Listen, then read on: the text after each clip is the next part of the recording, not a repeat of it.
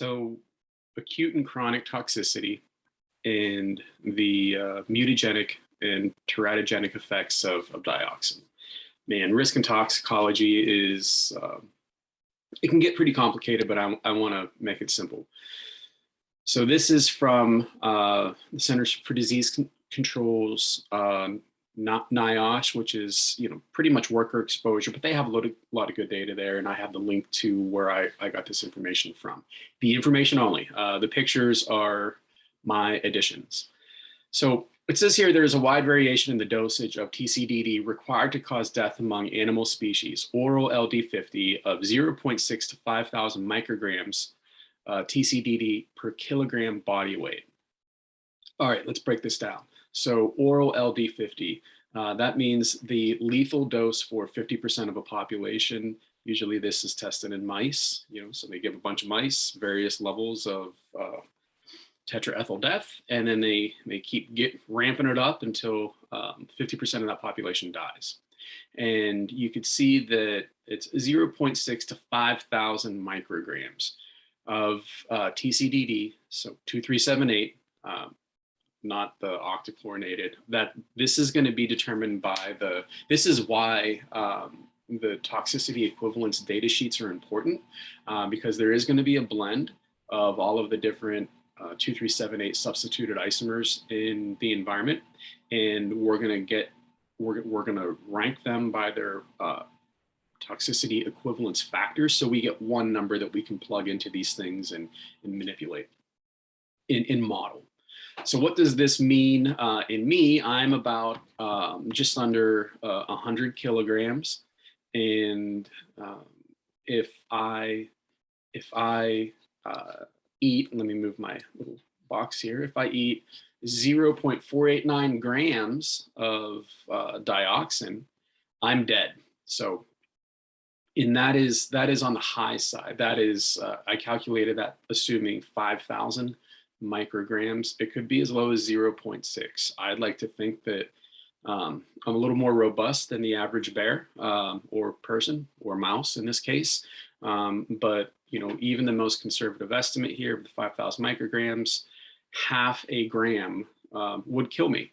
In this picture below, the acute and chronic toxicity verbiage shows what 1 gram of salt looks like. So it's about a quarter size. Half of that, if that was if I ingested that acutely, not over time, if that was in something and I ate it, something that had that loading in it, it would kill me. Now, TCDD administered at dosages of 0.125 to 3 micrograms induced toxicity that included birth defects. So in me, the third eye here, that's 0.0003 grams. So you can see that this stuff is no bueno at pretty low levels. And again, don't want to panic people, but this is why I say that the data that the EPA is putting on their website right now is horseshit. They're saying, oh, we're not seeing anything at 10,000 parts per million. Well, at this is picograms per liter, multiple orders of magnitude lower than this, it could give you birth defects or kill you. Now, why is this important? Does anybody remember this guy? Viktor Yushchenko? He was, I can't believe the synchronicity in all of this. He was the Ukrainian president in 2004. And again, synchronicity, he did something called the Orange Revolution. The Orange Revolution, well, he got poisoned by the thing that was made famous in Agent Orange. So the story goes, he became sick very acutely in September of 2004. He was taken to the hospital. They figured, they're looking like, what's going on here? And they found that his dioxin levels in his body were 1,000 times higher than normal. what is normally in people. And like I said before, we all have a certain amount of loading. His loading was 1,000 times higher, and you can see his face kind of before and after. This is called chloracne, and chloracne is what happens when folks are exposed to these types of compounds and other types of chlorine containing compounds. It's basically contact dermatitis and things like that. So this is, I remember when this happened because I was working in this field, and the Russians poisoned him with dioxin, and it didn't take very much. So this is a big deal. This is a big deal. And this verbiage down below is from a medical journal that says in cases where TEQ estimates, so toxicity equivalence estimates, were based on outdated toxicity equivalence factors. So there's a bunch of different toxicity equivalence factors. The ones that I used to use when I was doing this was the ones promulgated by the World Health Organization.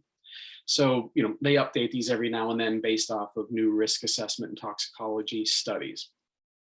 So it says here that the data available for rural soils were generally more robust than for suburban soils. Not surprisingly, background levels of these things were higher and more variable. So what they're talking about is this is the background levels that we would expect to see where we live. So 1.8 to 186 versus 0.1 to 186 versus 0.1 to 22.9 nanograms per kilogram. Nanograms per kilogram. Let that sink in, because right now all the data that I've seen has been in the thousands of milligrams. So you got milligrams, micrograms, nanograms, picograms. So multiple orders of magnitude higher. We need to do better. I think we will do better in time.